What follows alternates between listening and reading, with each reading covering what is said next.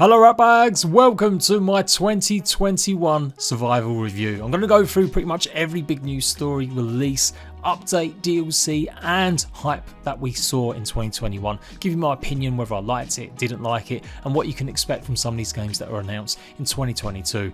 I need you to watch the video and then tell me what your favourite experience is in survival in 2021. Was it jumping on Rust on console? Was it experiencing the Ark brand new map Lost Island? Or was it one of the smaller independent games that have come out? Maybe this video will share some light on some games that you might have missed out on, and I'm sure I have missed out on a few as well, so let me know once you've watched it whether or not there's something I should have included. Leave a like, make sure to subscribe for the best in survival and open world RPG games, news, guides and gameplay, and have a great 2022 ratbags. This year on my channel has been another great fantastic one, absolutely smashing it with the views. I really do appreciate all the likes and comments and the continuing support nearly 6 years in the game. Anywho, let's crack on with 2021 survival review. Rust kicked off the year on PC at least, being one of the most played games going. A whole bunch of famous streamers were loving it. The progress it'd been made with steady updates over years had really already put it in a good spot, and everyone was just absolutely loving the game. Toxicity and all. 244,000 peak players enticed people like Shroud onto Rust in special servers. Plus the hype of console, we knew obviously it had been delayed, but we knew that the release would definitely be 2021 and maybe a bit earlier than we hoped. So things were looking good. How that could turn so bad, especially when it comes to console, but absolutely Rust on PC started off the year very well indeed. Watch too many game trailers sometimes and you feel like you're in the Matrix. What is real? What is not? And that's exactly the feeling we got when we saw the day before revealed. This brand new zombie survival apocalyptic MMO game combines The Division meets DayZ, and it definitely absolutely looks too good to be true. We've seen a few gameplay demos over the time now over the year, but no concrete release date other than 2022, and we do know it will be coming to console as well, but it looks like we'll be hitting early access on PC. Is it really going to be as good as it looks? We'll have to wait and see. I'm all for a more simplistic kind of game. It doesn't have to be filled with all sorts of complications and buttons pressing and playing while I'm shooting zombies in the face or other players, and that's what I feel I get from this. It's like a DayZ Division hybrid, and yeah, even with all the hype being a bit overblown, I'm definitely still very excited for this one.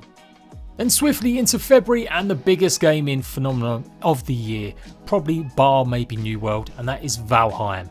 This little indie game came from absolutely nowhere, although I'd been keeping my eyes on it for a good few months, and I knew that there was definitely something special. I didn't know it was that special that it would get 500,000 players playing it at one point on Steam. They sold nearly 8 million copies or more by now, and it's absolutely a mega success. A 95% positive review score marks VALHEIM as one of the best survival games you can play. Just don't tell the devs it's a survival game. I had the chance to get to know some of the devs over the last year, doing interviews and chats and live streams, and I can really honestly say this is a development team that really care about this game and want to do the best by it. Maybe updates haven't come as quick and fast as other people want, but certainly when they have updated it, it has been great jumping back in and experiencing all the new stuff. This open world survival procedurally generated sort of RPG game as well really gave a new meaning to the word exploration and base building. We've seen creativity for months now, how people really enjoyed that side of things, building huge castles, moats and more, but it's the exploration, it's the venturing into the unknown that really sells VALHEIM for me, and I can't wait to see what more success they can do. We know that they have talked about possibly coming to console, but that won't be until it's out of early access, and that's not predicted to happen until 2023. With steady updates on the horizon, including the Mistlands, the next major biome in 2022, I feel it's going to be a strong year with at least 3 major updates in 2022. breathedge came out of early access where it'd been for a good few years, and it would appear on consoles a couple months later. I actually found the console ports really good, and I found the game overall really good. It's grindy, it's what you expect with a survival game set in space, but I actually enjoyed the sense of humour with it. It was a bit wacky and a bit stupid. Absolutely a great underrated game. If you got a chance, go and check out this one. If I'm not talking about some sort of delay that Wildcard did with Ark, then it hasn't actually been a real year. Genesis 2, the last DLC for the base game of Ark 1, was meant to come out in 2020. Then it got delayed to March, then it got delayed to June, and I think it just about managed to hit that marker. No, wait, it got delayed to May, and then it got delayed another few days till June. It did finally come out. We did get a bunch more reveals and a bunch more info obviously about the DLC, and it was looking promising, if albeit a little bit sci-fi. More on this later. Scrapnauts was an early access survival game, top down, with a bit of RPG elements in it, where you're going through a landscape trying to fight off lots of androids as you gather resources and hopefully repair. They had loads of power, loads of farming in it as well, so all the good things. It just didn't really come together enough, and it did leave early access as a full game. It'd only been in there about 6 to 9 months. So yeah, something to pick up if it's well cheap on sale. Definitely give it a check out, and who knows, maybe they made enough to get it onto console in the future. Another one of them indie games that I was trying to support was sotf 2. This got revealed with a nice little gameplay trailer, and I got a chance to actually do an interview with the developers talking about the sequel to their cult classic. It's still in development and it did reach a successful Kickstarter, but it's looking likely to be releasing at some point early 2022 now. So a kind of Sea of Thieves survival game, definitely up for this when it eventually does hit. Sony and PlayStation were good to its survival fans in 2021.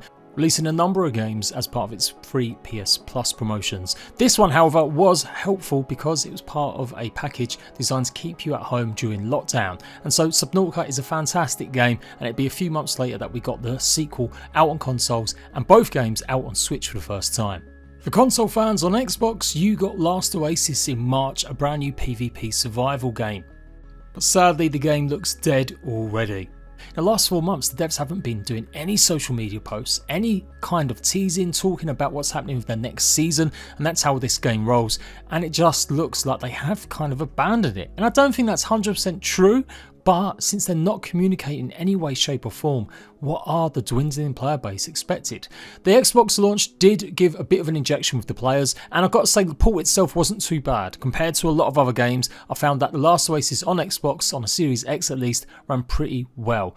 But obviously problems are there, and they do need to change something up to keep players coming back to it, but starting off with actually talking to its fans. To cap March off, we did get the reveals of Rust, the prices, and I'd made my everything wrong with Rust before the game is even out video. It's 174,000 views, one of the most watched Rust console videos out there, and sadly one of my saddest ones. Yes, I used sad twice there. Basically, they absolutely ruined it by adding a whole bunch of expensive additions to the game for something that's going to be only online only, no single player, 2.5 years behind PC content, and filled with microtransactions and skins. Not only that, but they were locking off access to the betas and test servers behind the most expensive editions. This is the kind of shit you expect to see bigger triple hungry games do from maybe 2K or EA, not some little independent developer like Double 11 who've taken on the port job from one of the best gaming companies going in Facepunch. It totally killed my excitement for the game. The more I looked into it, the more it seemed that this game was a rush job, early access in all but name. And that's the thing, if they'd put it as an early access title, if they made it 20 quid, I wouldn't have been any complaints to me about whatever they do or how long they take to do stuff, but they simply were aiming for the most cash they could.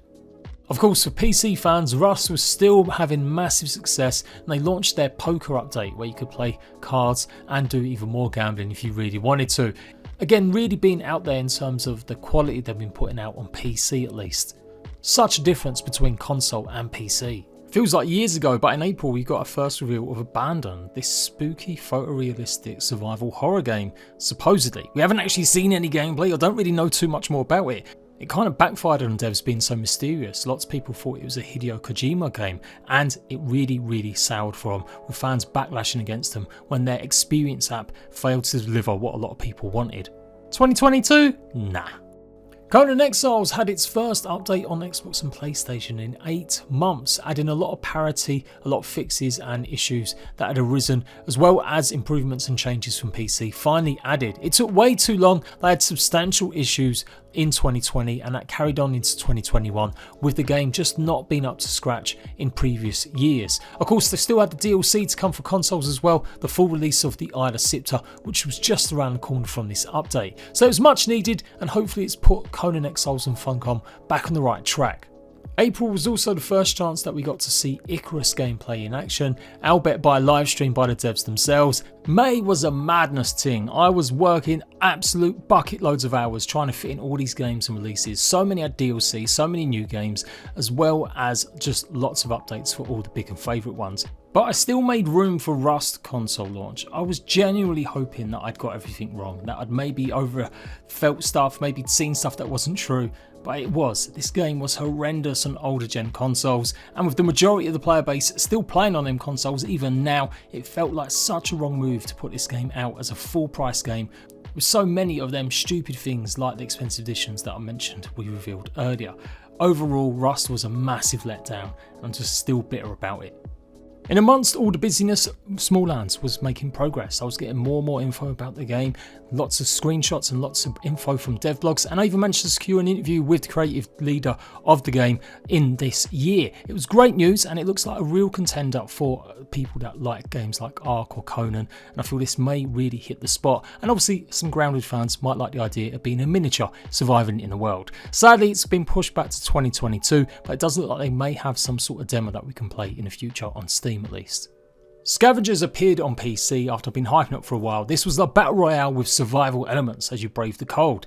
It didn't live up to expectations. It pretty much died a quick death only a few weeks later. Just really buggy, not maybe full enough of quality, and not enough diversity in the gameplay, surprisingly. But there is still work being done on it, and it has managed to get a little tiny fan base behind it. It's actually been ported over to Xbox and PlayStation as we speak. In fact, they've got alphas and demos been running for the last few months, so look out for this releasing at some point in early 2022. Stranded Deep appeared on PlayStation Plus. Like I told you guys, you got really sorted well if you're PlayStation fans of survival. Just a shame there wasn't as many new games to play, but absolutely this was hitting the spot, and multiplayer would be added in a later update this year that really fleshed out and made this game a lot more fun. Stranded Deep, I would say definitely give it a go if you've got some friends and you can go and survive against sharks together. Generation Zero had a major update that added a semi kind of base building mode or gameplay mode to it that gave it a kind of illusion of a survival experience. I've always felt that Generation Zero should have been a full-on survival game. Not strictly a survival game, but Generation Zero felt like it was trying to be with its base edition. Basically, it was a mini game. Basically, hall defense. You build up your base and defense against the mechs. So if they ever do this a little bit more, if they actually add a proper survival mode to it, I really feel like Generation Zero could be an amazing survival game. It has got all the qualities you look for. It just needs that bit of base building and that bit of sustenance needed where you need food and water, and it could be one of the top 10, honestly. Without it, it's just a pretty empty open world shooter game. Conan Exiles Eye of the Scepter DLC finally launched out of early access and Xbox and PlayStation for the first time. This had been 10 months behind the PC version, and it had a load of changes undergone it. Lots of people basically gave it critical feedback saying it was just not great enough. It was a bit too random, relying on storms to give you thralls, and they did change a lot. They added NPCs, lots of tribes, lots of clans that you could go fight against or pick up to make the game a bit more like regular Conan. In my opinion, that kind of made it even worse. It just made it another experience exactly like the Exiled Lands. It was good to have somewhere new to explore, but it still was just a bit lifeless, and it kind of has dwindled. Players just aren't simply playing on this map compared to maybe some other games that have always done lots of free maps or paid maps and have been really super popular, like Ark. The rest of the year for Conan has been more tinkering and more messing around with the systems, not really giving us anything new. And that's what Conan were always good at, giving us new updates, new stuff to explore while we bought some of their skins DLC. I'm hoping they can return to form in 2022 with big update 3.0.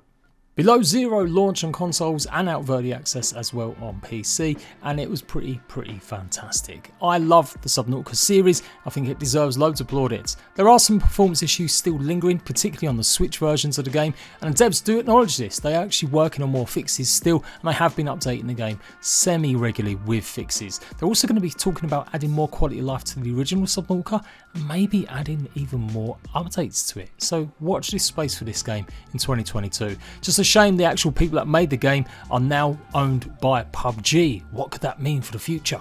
Grafton, they basically bought Unknown Worlds, so we don't know what they're looking on. But yeah, it could be interesting. A multiplayer battle royale set underwater, anyone? So after much more delays, finally Ark Genesis 2 did indeed launch in early June, and as usual it left me a bit underwhelmed. The creatures were great, the Maywing was new, there was lots of brand new stuff to go and explore, and they did have some new ways to play, like an asteroid field that you could mine. But the map they had was pretty generic and it felt pretty much samey all over, despite the fact it was very clearly divided into two major biomes. Added to that fact, they made the game way too easy, giving players pretty much the ultimate gear to start your adventures with, and it really took away the survival grind that so many people love Ark for. And you lot agreed also, as this was the first DLC not to beat the previous ones in terms of players actually playing. In years gone by, every DLC has meant a brand new peak of players, giving it its highest player count ever. But this one failed to do that this time. They also announced, just as this came out, unusually a brand new free map. It wouldn't be the last map we'd see for Ark, and indeed Lost Island would be coming at some point later on this year, a free new modded map for everyone to download. And of course, again, alongside the big releases, I had time to take a look at some indie ones. Muck came out of nowhere. Apparently on a dare, a YouTuber decided to make a game, and this is what he came up with, a procedurally generated survival roguelike experience. It's actually got huge positive scores, and obviously driven by the success of that YouTuber, it's got a good amount of player reviews, all giving it overwhelmingly positive reviews. So yeah, something that started out as a joke seemingly is going to be something fully fleshed out, and hopefully we'll see more progress on this made in 2022.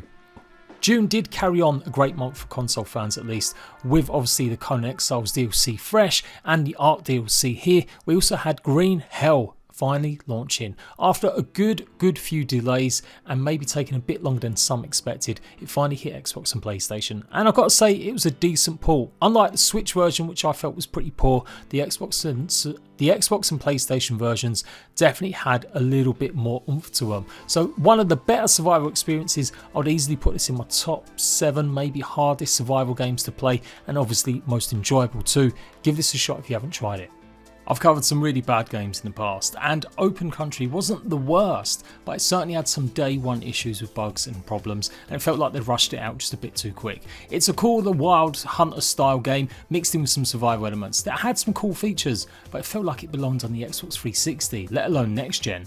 And clearly no one bought the game, as the developers have been shut down by the publishers 505. The game will not receive any more updates, and it's left in a poor state on console, not receiving the final PC update that hoped fix a few little minor issues. It was never meant to be an early access game, but it's definitely disappointing to see him cut and run so quickly with this one, and another game that 505 have kind of abandoned after producing, just like Memories of Mars and to some extent Unturned. Don't even buy it for $5. It's a bit mad that I don't cover Minecraft more regular, since it is the godfather of survival games, but obviously it is so big and there's so many creators and competition for it, and I haven't really played it properly in a good long while. But that doesn't mean I don't want to. I play it a lot with my kids, and as ever more updates came. Obviously with the Caves and Cliffs update part 1 in June and part 2 in the end of November, adding more new features like the goats, more better terrain generation, and whole new creatures and items added. Some stuff was taken out and has now been postponed to the Wild update in 2022, but just shows how big Minecraft is, that it can go with more substantial content being delayed and still be as popular as ever. FYI, Minecraft is the most watched video on my channel. Of course, June was E3 as well, and we did have a bunch of reveals announced, including a first look properly at Starfield with this snazzy trailer. Will it live up to expectation? After Fallout 76, I don't believe anything Bethesda say, but I'm willing to give them the benefit of the doubt, because Skyrim is such an amazing game. I'm just praying that Starfield is along them same lines of being amazing. And it is meant to be a actual survival game. You will need oxygen in a lot of the planets you visit, and it does look like there's going to be more emphasis on that survival and realism. Obviously not scheduled out till next year, we did get the release date for it at least. June also was a big month for Grounded. It had a few little updates, but it decided to take an actually bit more of an extended break to make sure that their Shroom and Doom update really would hit the mark. It offered a brand new revamped Broodmother boss fight, a whole bunch of new materials to build castles with in mushroom pieces, and a lot more, and definitely one of my favourite updates of Grounded so far. In July, there was a bunch more games coming out in betas or free demos, capitalising maybe on their trailers at E3. One of them games was Dystera, a PvP focused game where it's pretty much Rust in space shooting droids as well as other players. Yeah, a pretty average game. I don't know when it's even coming out yet, I've not looked into it for a while, but I'm presuming some sort of proper early access release next year. Planet Crafter was another one of them free demos that you could try out if you signed up for it, which gave us a kind of new take on planetary exploration. Instead of just going and gathering all the resources and decimating the landscape, you'd actually be trying to change the landscape on a dusty red planet to something luscious, green and filled with life. That's the premise behind Planet Crafter. It definitely got the vibe or feel of something like Subnautica, and they've been making steady progress, so I'm looking forward to an early release of this in 2022. Another little game that you can check out for yourself is Arid, a single player survival experience where you're pretty much going through these desert environments trying to survive. Made by like a school group or college group of kids, this has been gaining more traction in a few months and does seemingly look like it could be a good game if it ever actually gets fully fleshed out. I think you can still try the demo for free now, so give it a shot. Xbox in July also saw Craftopia make its appearance in game preview. This was a very unusual Japanese inspired crafting survival RPG game. A bit too cutesy and a bit too rough around the edges for me. I did like the automation aspect though, and I've been hyping it up ever since its released the year before on PC. So definitely it's had a few updates and progress seems to be going well, if I'll bet sometimes it's still a little bit buggy, as you would expect from game preview. But yeah, something to look out for, and maybe wait until the full release before you buy. July was also the release of the beta for New World, and I have to say it was a bit of a letdown for me. I'd always envisioned that maybe there would be enough survival mechanics in this for me to really enjoy, but in reality it is just a full-blown MMO. There are lots of good crossover points like crafting and becoming a master of weapons or armor making, etc.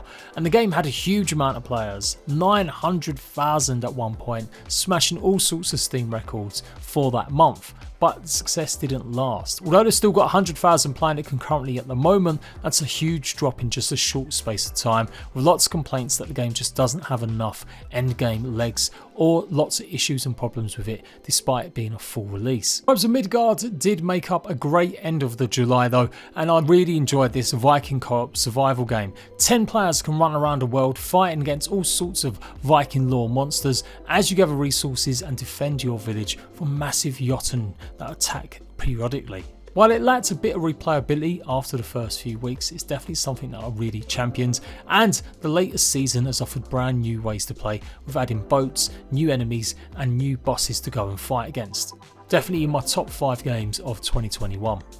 The negative I guess was the fact it wasn't on the Xbox with a PlayStation exclusive and PC window. Hopefully it will appear on Xbox in the future. My days of covering 7 Days to Die were pretty much dead. I refuse to play or show it off on the channel until I see a satisfactory conclusion for console fans, even if the Alpha 20 does look great. That's the hill I'm dying on. But we did get some news. Earlier on in the year, they spoke about the fact they were getting some people on board to port the game for next gen, and then we had a big controversy to kick off August. Basically, they were re-releasing the game in stores in the UK and America, but the description of the game stated a whole bunch of stuff that just wasn't in the game for us right now. It was basically lifted directly from the Steam page. Now, a simple mistake, but FunPimps didn't own up to it. It took weeks, months to even correct, and all that time I got kicked out of their Discord for raising it, and a whole bunch of people were very angry, feeling that maybe this was going to be another new game and it was going to be cheaper than what they actually spent on Xbox or PlayStation. It turns out it was just a re-release by their publishing partner and a bit of a cock-up, but again, another reason why 7 Days to Die and FunPimps are so terrible at this kind of thing. Just got no business sense to double check this kind of stuff, and it really is on them, as it's their job to make sure this stuff goes right. If you don't know by now, there will be no updates for current gen, only the next gen version which you'll have to buy again. At the moment, no free upgrades. VoidTrain was a new survival experience that launched on the Epic Games Store in August, which gave you the chance to upgrade your train, going through this weird dimension as you progress, gathering resources, fighting off against mercenaries at train stations, as well as really weird alien creatures. It's had a bunch of updates since, but it has again slipped under the radar a little bit, and we're hopeful of some sort of Steam release next year, and of course maybe consoles too. August was a bit light in terms of content for me, but I was really excited about Lightyear Frontier that got properly debuted at the Xbox ID show. It is going to be an Xbox and PC exclusive when it does release at some point in 2022, but I'm massively looking forward to Stardew Valley meets MechWarrior or something along them lines. In August, I was also lucky to be joined by the Fractured Veil developers as we spoke about the game and got a hands-on experience of it. They'd been showing it off to a bunch of people and we were one of the first to cover its news way back in 2019, I do believe. So yeah, it was good to see how far this game had progressed, and it's looking likely to marry that kind of Dead Island experience with more typical survival kind of stuff that you're used to, maybe like a bit of 7 Days to Die or possibly even Rust. With base building, lots of zombie horde defense, and yes, other players to either fight against or fight alongside, Fractured Veil could be something special. It did reach its Kickstarter goals and is looking likely to have a full early access release at some point in mid 2022. Part of the Gamescom reveals, we also got a look at VALHEIM's anime trailer for Hearth and Home, the first big major update for the game that revamped the food, added a bunch of new items and new build materials to mess around with. It was a great way to show off what was incoming, something pretty unique. We also got release dates for Dying Light 2, Stay Human,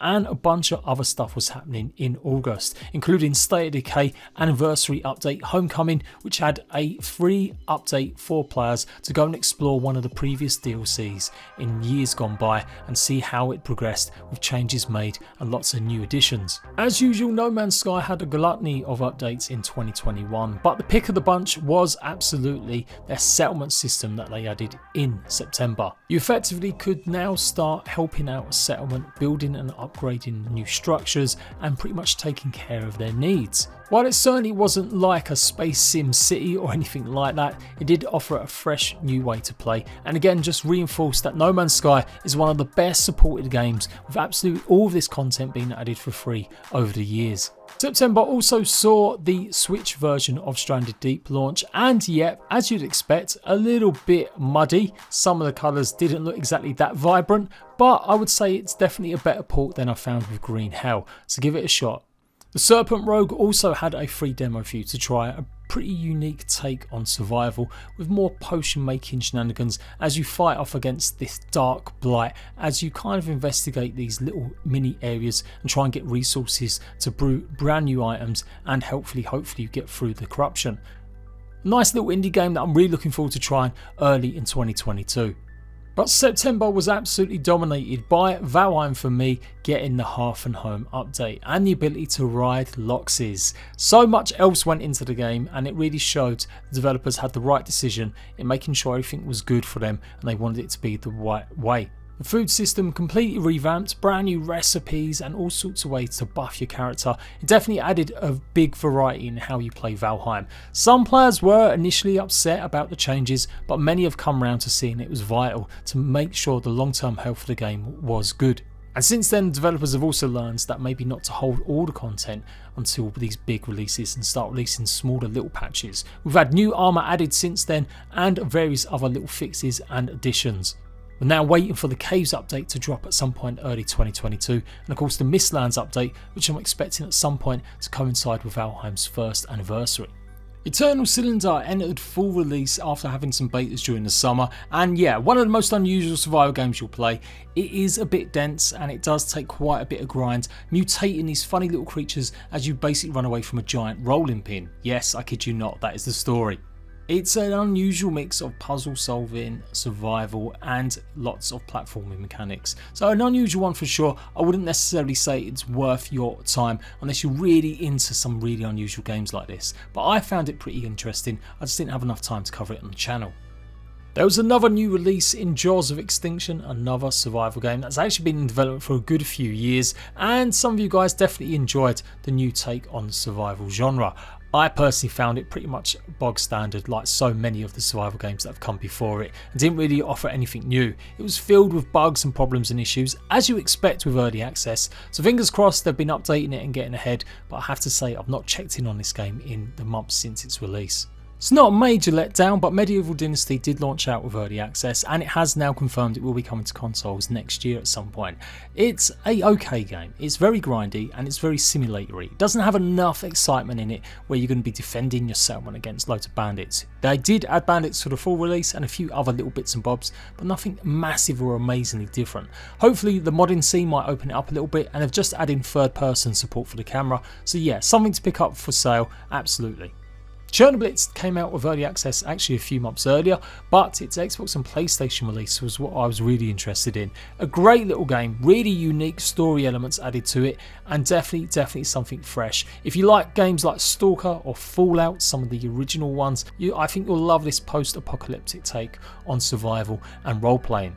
And of course, September we had Myth of Empires. Did little we know that there'd be huge controversy about this game. It's actually been taken off for sale on Steam. Only the people that bought it at the time have managed to be able to carry on playing it, and you can't play on anything but official servers or privately hosted ones. That's because they're involved in a legal case with Art Survival Evolved makers WildCard, who are accusing the Myth of Empires developers of stealing game code from Ark. Apparently the Myth of Empires developers all apparently used to work for WildCard's parent company Snail Games, and seemingly they have taken a lot of maybe too much inspiration from Art Survival Evolved. Will it get resolved? Hopefully, but not probably until the middle of 2022. It looks like it's going to be going to court, and it could result in either the game actually not going forward with any more updates or actual content, or reaching some sort of settlement with WildCard where hopefully they can actually carry on development. I was really looking forward to this. I felt like this was going to be better for me than the New World, but it ended up just being a bit too slow, a bit too grindy. And to round out September we had DayZ with probably its biggest update of the year, the Infected Zones. Obviously they had a few more going throughout the year, but they weren't really anything to cry home about. But this one added brand new areas that had been long anticipated, basically clouds of toxic gas that would pretty much enrage any zombies nearby and reduce your health. So you had to get out there pretty sharpish when they fell, and yeah, it definitely added another element to this game. Terraria finally gave console fans what they wanted, the Journey's End update, supposedly one of the last updates for the game, and a whole bunch of new bosses, creatures and stuff. I love Terraria, I just wish you guys did. I did get some good views out of the first few videos talking about the update, but of course it's really hard work getting into a game that so many of you guys have been playing for so many years and already got your favourite creators. But yeah, absolutely one of my top 3 survival games. There were lots of issues with the update. It was broken a bit buggy, crashing, and there was loads of changes to controls that lots of you guys felt unnecessary, and it just seemed like they were rushing it through the mobile version of the game onto consoles. But some of that has been corrected now, and it does look like they're moving forward, and hopefully we're going to see parity soon with PC in the next update scheduled after Christmas, alongside the Switch version, with Journey's End being delayed until at least January before we all have it, and then we can maybe think about crossplay. So a good update, just a bad way that they implemented it. Didn't really test it out enough, I guess, hence why they decided to delay the Switch version. In the months to that, we got our first proper look at revamped Smalland gameplay in the form of a pre-alpha footage trailer. It was looking exciting, I was pretty excited for this, and they announced they was going to be having some sort of demo. But yes, as I mentioned earlier, that has been pushed back now, and we're looking likely to see Smalland release at some point in the summer in 2022. I've been following Smalland a very long time, and I'm really hopeful this game can scratch that itch that Ark has left, but maybe a bit unfulfilled with the way it's gone. Riding bugs, all sorts of creatures, building bases and fighting off against crazy ants and spiders. I'm totally down for another small adventure.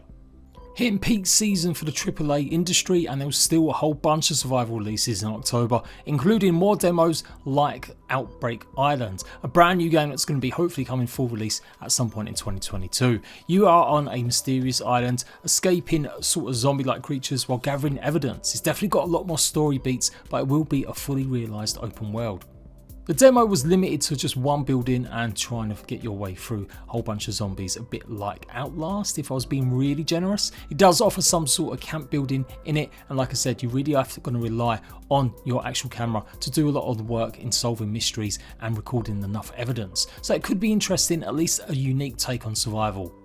The Long Dark continued its story content with episode 4 finally releasing in October, with only one more to go, hopefully going to be coming in maybe mid 2022. It will be the conclusion to The Long Dark. They also recently announced plans to monetize some of their survival content going forward. They've always had free updates that open up the map in different ways for you to go and explore, as well as obviously the story content, but they are looking to diversify a little bit, and I don't blame them. Long Dark's a great game, but they haven't really made any new other games in the time that it's come out, and they've obviously taken a long time to get this story out. So I don't begrudge them maybe selling some maps in the future, or maybe some skin packs or something like that.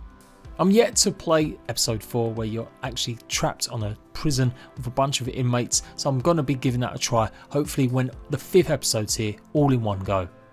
Grounded had moved their updates from monthly to every 3 months, and the quality was really showing in the Hot and Hazy update that hit in October. Whole brand new ways to play the game, revamped progression with actual proper experience that you could gain, and customise your character, adding more abilities, whole changes to the gameplay as well to make it more balanced, and whole brand new areas to go and explore, including the haze environment, revamped with new creatures, and a lot more. 3 completely brand new environments, including the sandbox, the picnic table and the trash zone, and a whole bunch of new creatures as well, like black ants added to the game. Grounded's best update yet, and gave me a real good feeling for the game once more. I can't wait to see what they've got going on in 2022 when we see the termites and the woodpile zone. If I hadn't mentioned it already, this and VALHEIM do make up my number 1 and 2 games of the year. You let me know which is what. This Land Is Your Land finally came out with early access in October as well, a homage to the Wild West. This time though, you as a Native American as you expanded your territories, all the while surviving and in combat obviously with some bad cowboys. Another one that seemingly has gone under the radar, but like I said, has sold a good few copies while it was in early access over the last few years.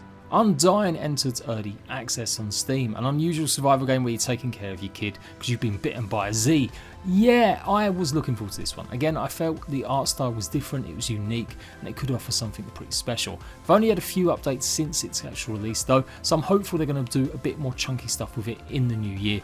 As you would expect though, progress might be a bit up and down with this one. Other new games that we got first looks at were Little Devil Inside. Another gameplay demo was shown off, showing the world map and how it's going to be an unusual take on open world survival. It is a Monster Hunter style game with survival mechanics where you'll be going to different areas, finding clues and trying to solve mysteries about creatures, and then finding ways to defeat them and get info about them. Still no firm release date. This game's been going on for years and years. I'm praying it's going to be at some point in 2022 and not another year of waiting.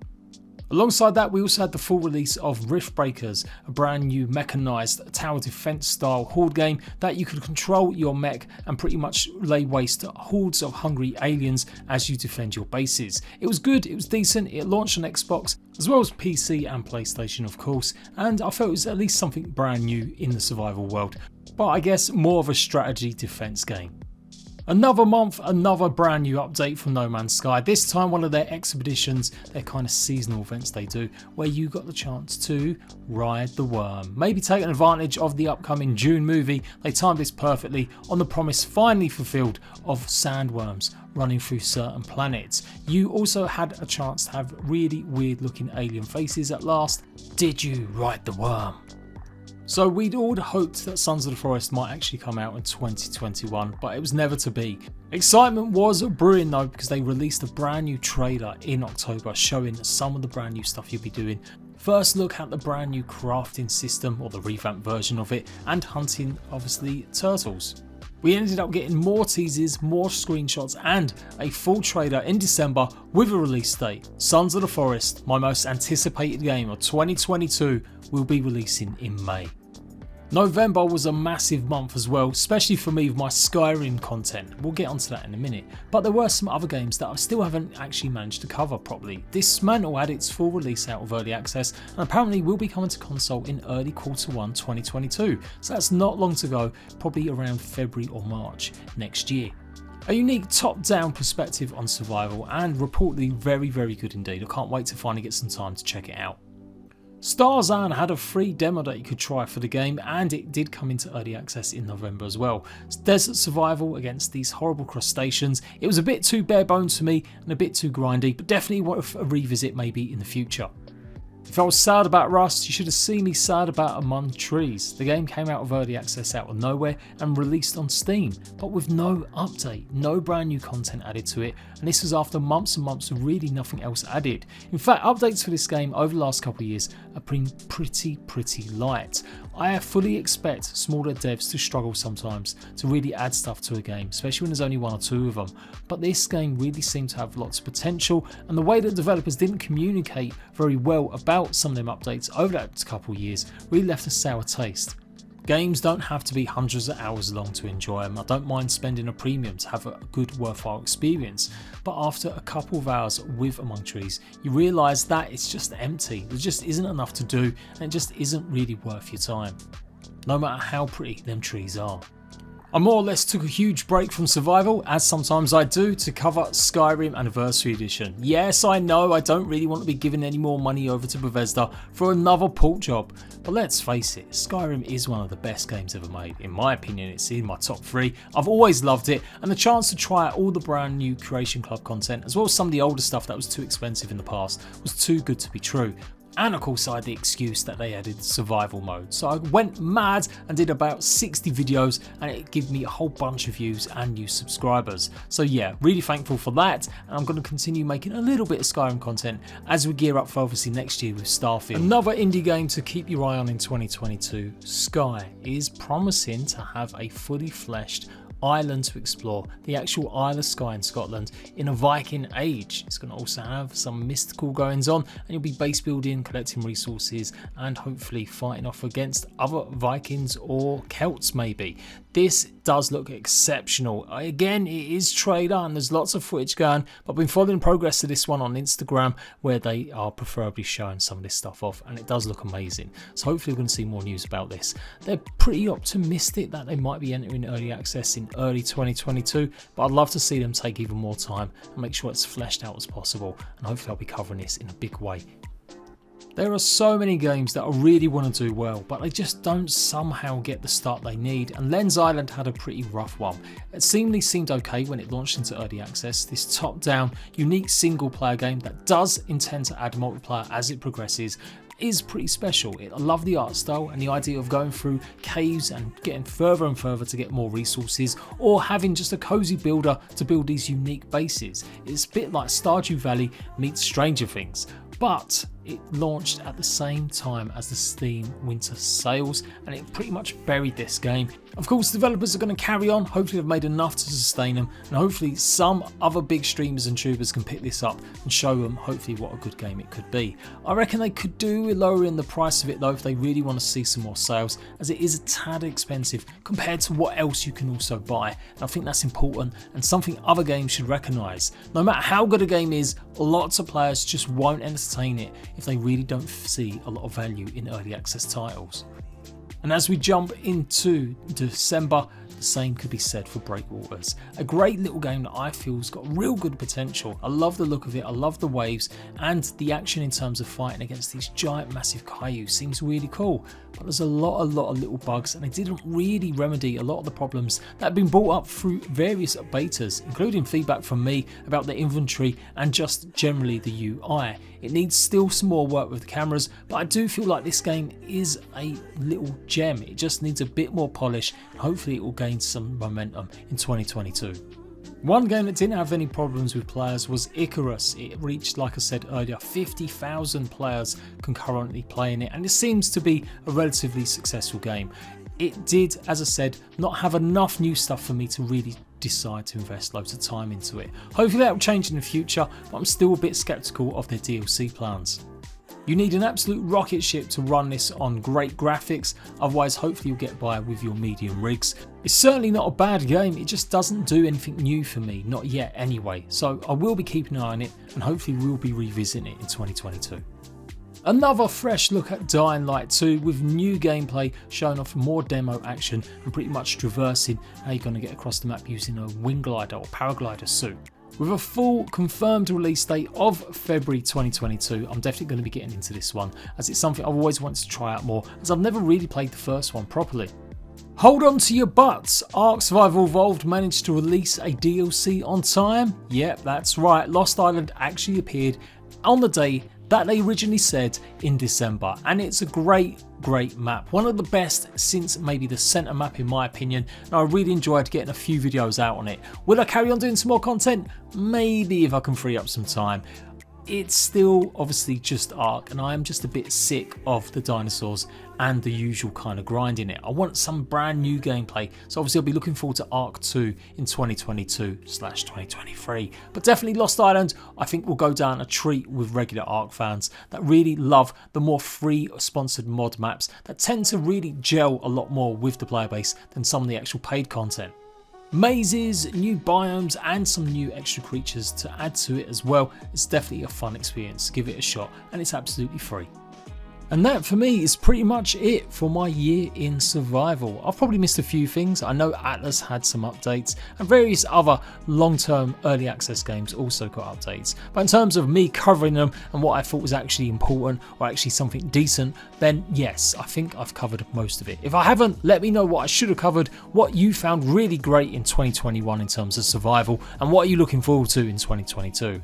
I am leaving you with this one though. I reckon this might even replace Sons of the Forest as my most anticipated game. I know it's a big call just based off one trailer and a few interviews, but Nightingale seems to be something very special. Imagine a full-blown survival game that is kind of based along the same sort of art style as New World, but you'll be going through different portals to different huge maps, fighting off against all sorts of monsters and creatures with actual proper base building and survival mechanics in it. It's hopefully going to be coming out in 2022 on PC, and as soon as I get any info about console, as always, I'll let you guys know. But absolutely looking forward to this one. Can't wait to give you more info, and I'm definitely going to be doing that in 2022. And of course, by now you might know, if you follow me actually a bit more than usual, I have been diversifying more and more of RPGs. The work you've seen is pretty much everything I did, but I still covered a whole bunch of other games in 2021, like Biomutant and more Assassin's Creed, as well as other stuff like Hood, Outlaws, Legends, or whatever the hell it was called. I've basically decided not to cover every single survival game under the sun, only the really good quality ones or something that's actually offering something pretty new. And I will be covering some more RPGs that I just like the look of, like Horizon Forbidden West and of course Dying Light 2, as well as some others, maybe even Elden Ring. So yes, there will be always survival on my channel, but there will be more and more RPG added into it, and basically anything I like the look of. So have a great 2022, and I'll see you ratbags for more very, very soon.